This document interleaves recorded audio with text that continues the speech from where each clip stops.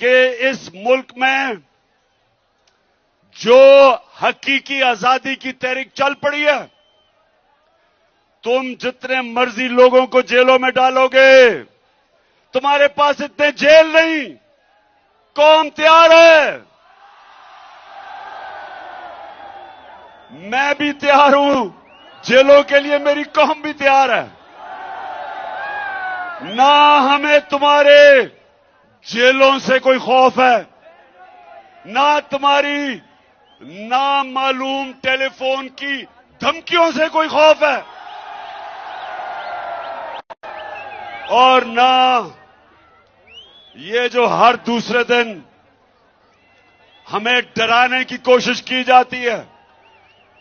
سب سن لو، پاکستانی قوم نے خوف کا بت توڑ دیا۔